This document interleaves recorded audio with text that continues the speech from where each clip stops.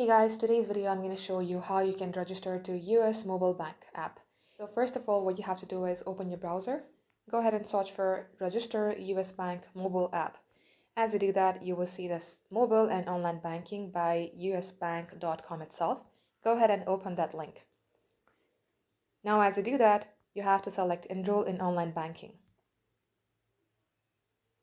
Once done, what you have to do is you have to fill out a small information. So make sure that you have your card or account number with you. Go ahead, type in that and type in the last 4 digits of your SSN.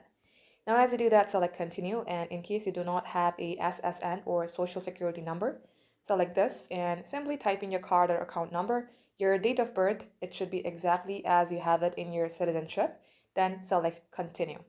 Likewise, follow the on-screen prompt, and this is how you will be able to register for online banking mobile app.